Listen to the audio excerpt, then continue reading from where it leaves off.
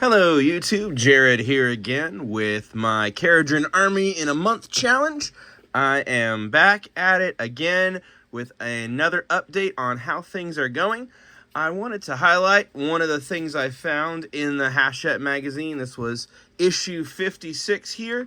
There was this lovely little illustration here that highlights all the different leaders and what they do and how the army was organized. So I wanted to pull that up here and use this as I plan what the next steps are going to be. So I am building a Kharadron army in 1 month. That includes 34 minis, more or less.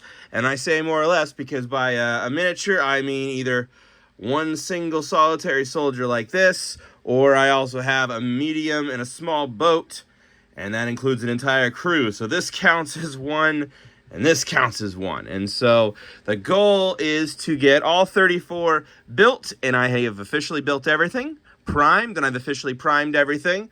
I've got almost everybody with the white dry brush so I can start painting. A couple of the last batch, like this boat you just saw, need to be done, and then I've got a bunch of sub-assemblies and maybe even some repairs to do.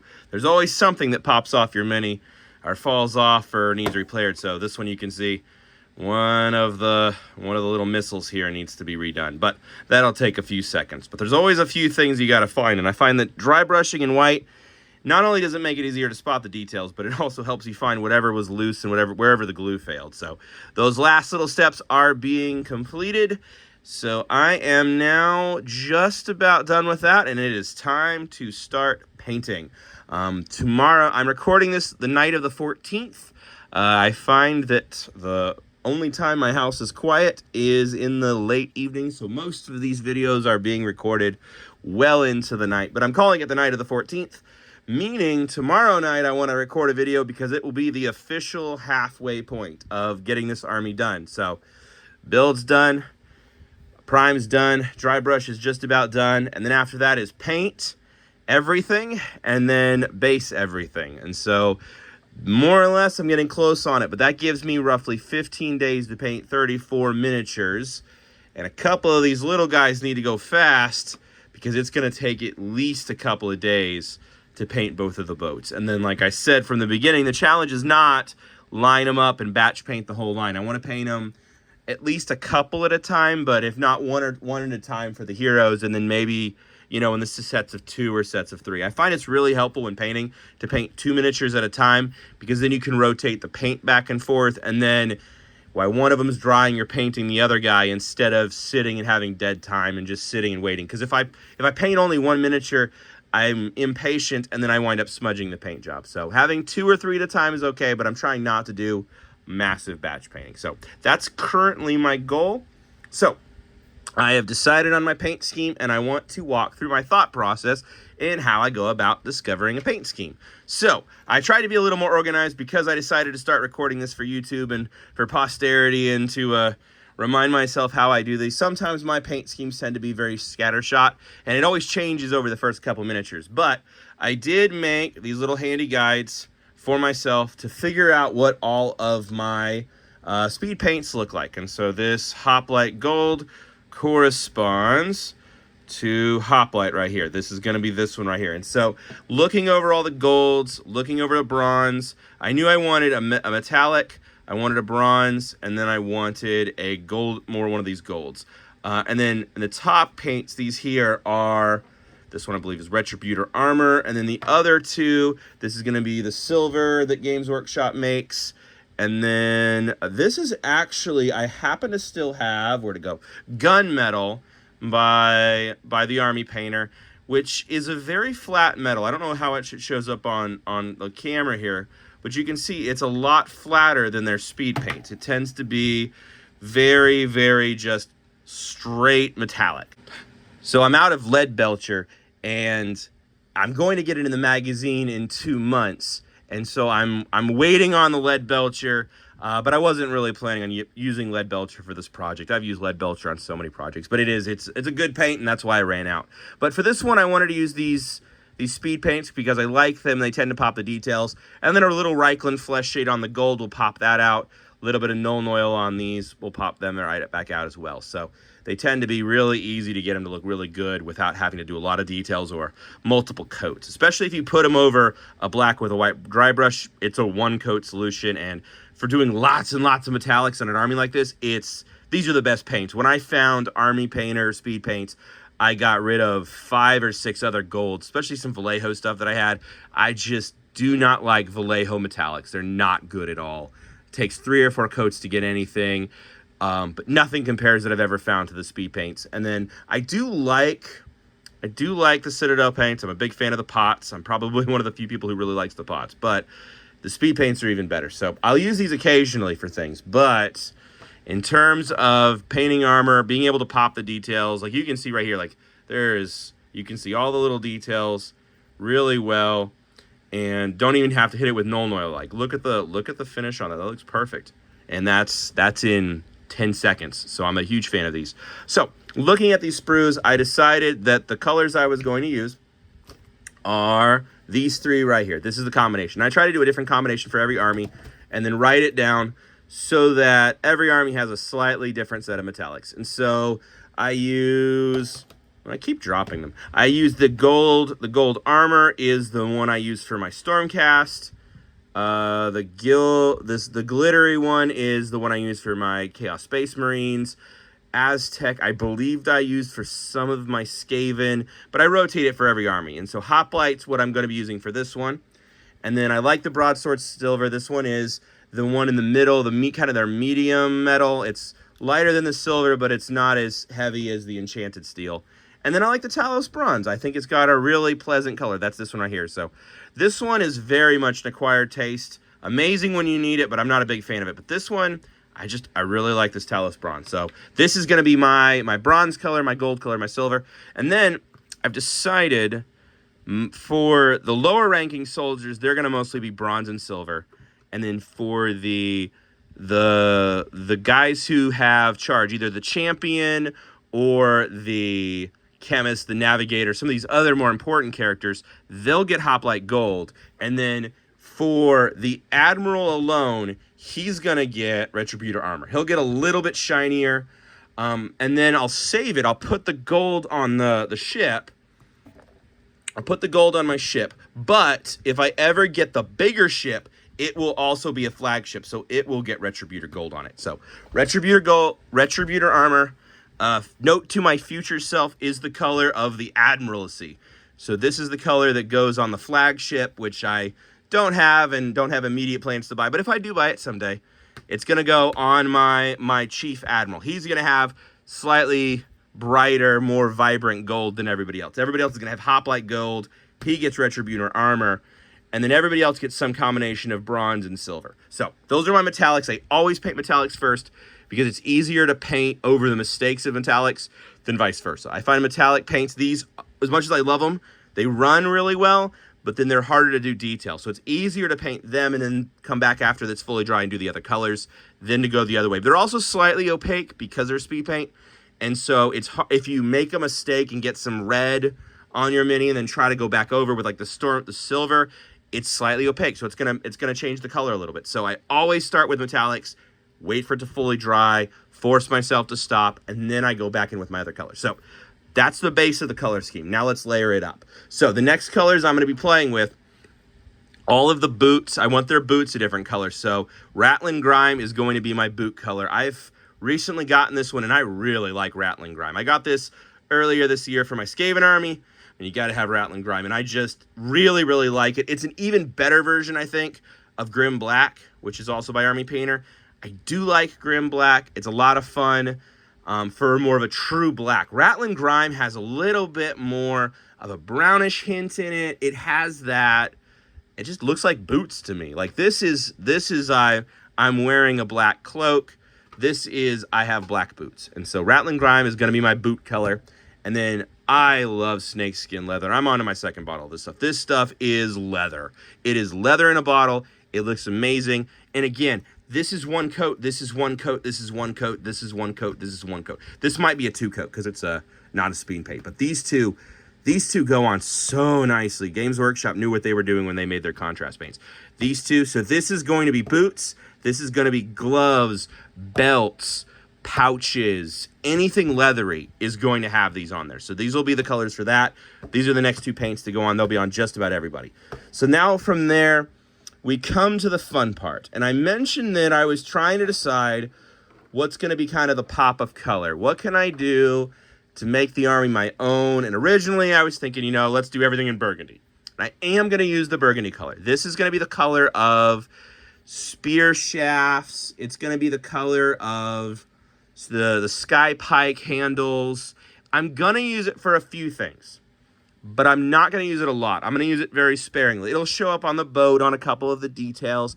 Anything woodworking. I was going to use Kharadron flesh. I like Kharadron flesh, but I use Kharadron flesh on so many other armies. I like the idea of not having a base wood. My two go-to woods right now are Kharadron flesh with a dry brushing of Valor Brown, or the speed paint dark wood is also really good. Those are my go-to wood. And so for them, I want them to have more of that kind of mahogany burgundy color. So they're going to be a little bit more luxurious. They're going to have this. This is going to be a detail color, not on everybody. But the colors I've decided to go for, I've decided to do a little homage to Star Trek.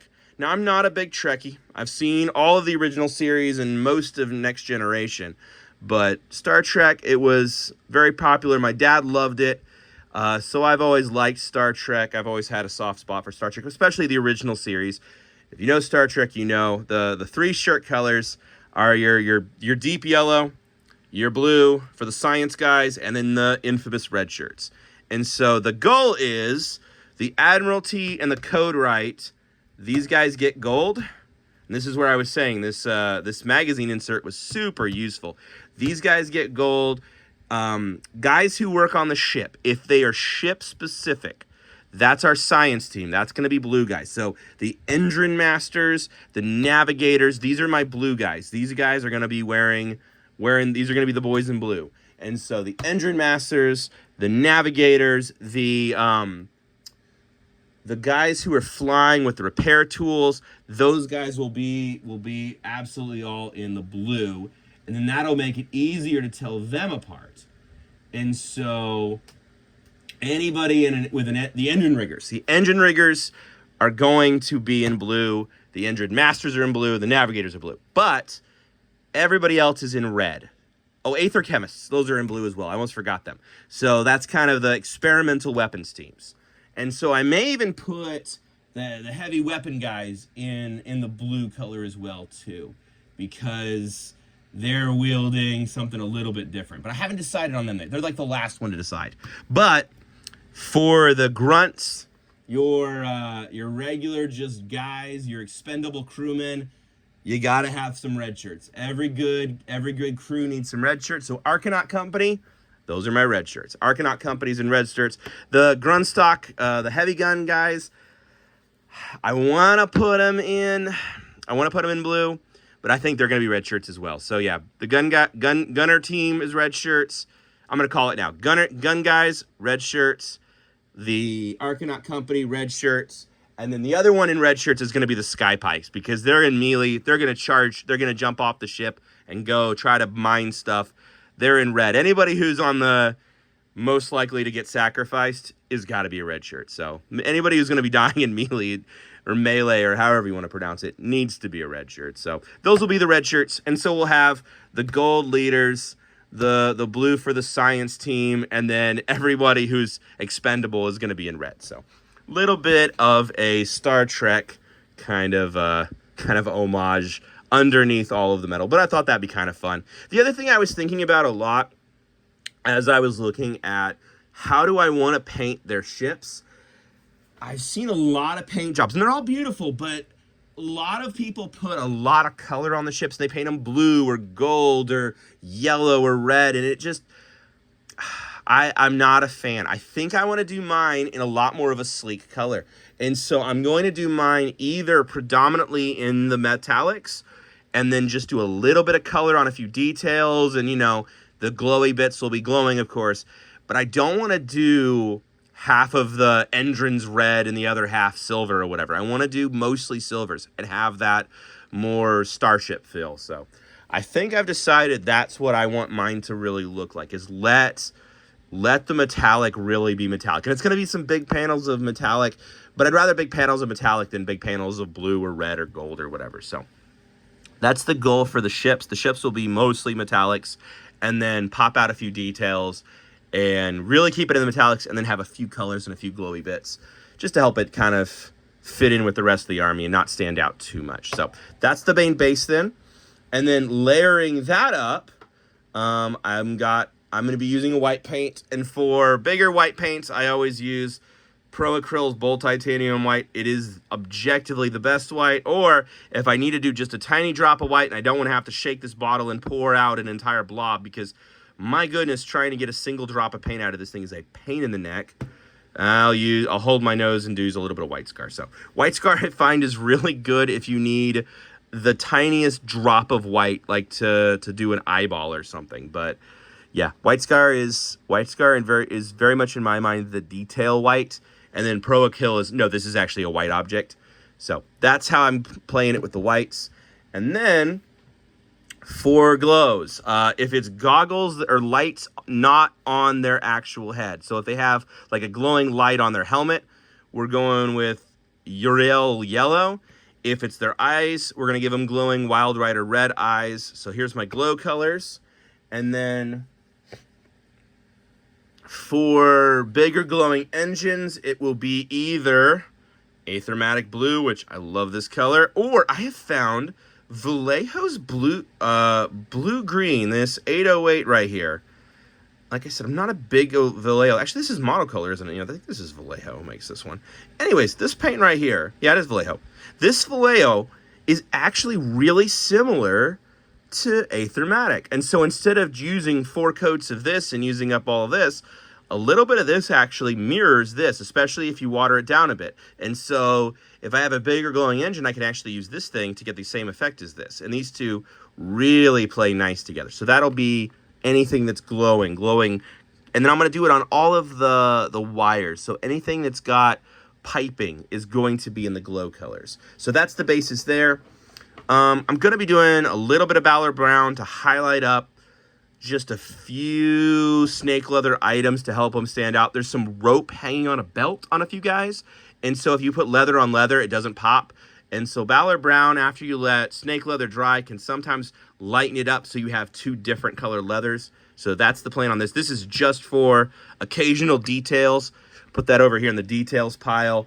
There are, in fact, the Codewright for sure has his head showing, and I modeled the main admiral with a helmet. So there's one single mini with skin color. So for my Codewright, he is going to get Kislev Fresh with Fire Slayer Flesh Wash over him. These two make a great skin tone, and it's a little bit more of a ruddy skin tone or a darker, heavier skin tone. Otherwise, it's an oldie but a goodlie. Reikland Flesh Shade with this is my absolute go-to when I'm painting lots of skin tones, especially on little tiny guys where I don't have time to do paint a lot of skin tones. But for this guy, it's going to be these two. So there's my skin color. This will show up for exactly one model. That goes over here in the occasional pile. The other thing that always comes up is there's going to be something somewhere where I'm going to need some white. And so I'm going to go off white. Rathbone. I can't think of anything I've ever painted army-wise where I haven't needed Rathbone for something. There is always something that needs to be cream-colored, and so Rathbone is just in my arsenal at all times. Same with Reikland Flesh Shade.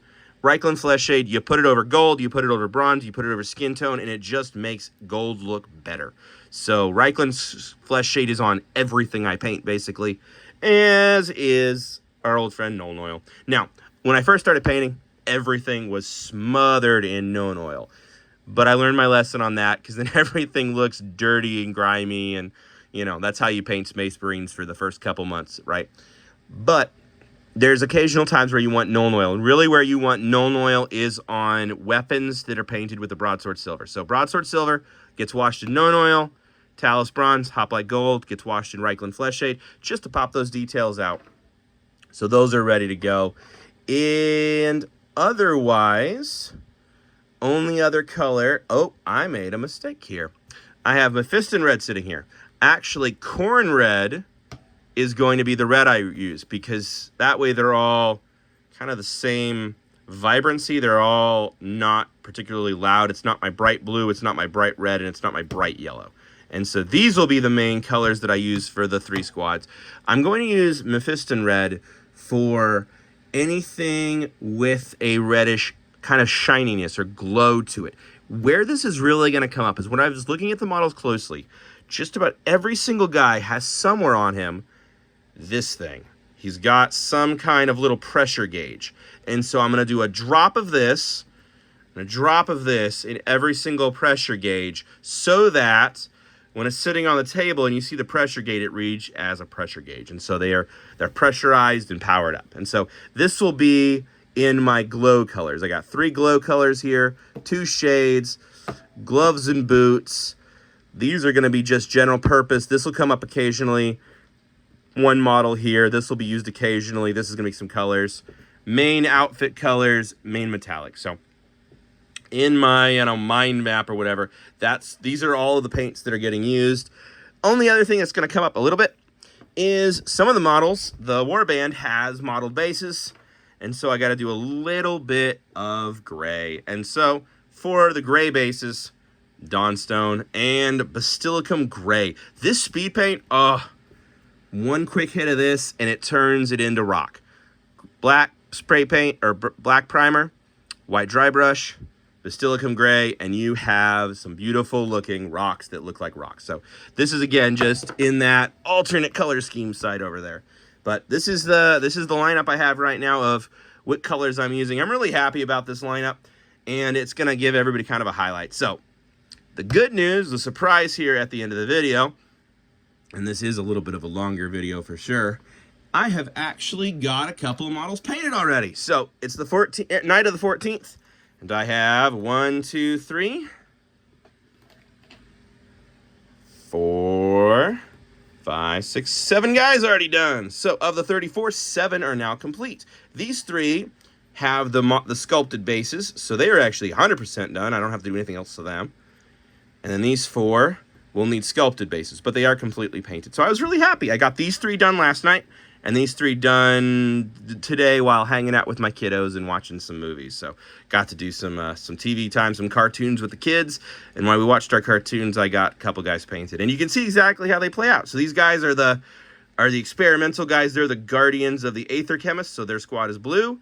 There's the blue outfit. There's that weird white stripe I was talking about with the Wrathbone. I knew it'd come in handy, and it came in handy right off the first model.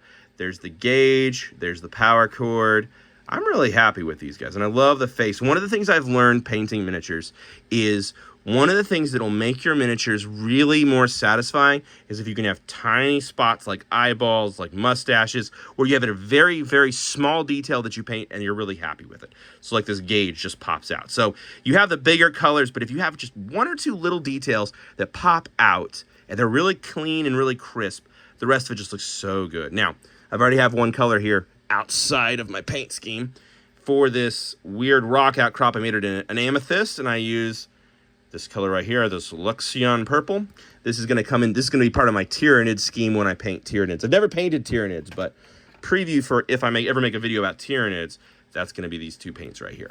Purple and green were my favorite colors as a kid, and so I love the idea of doing my 2 favorite childhood colors as my Tyranid scheme. So I wanted to test it out, got an excuse on this little like geode looking thing here, and I'm just happy with that.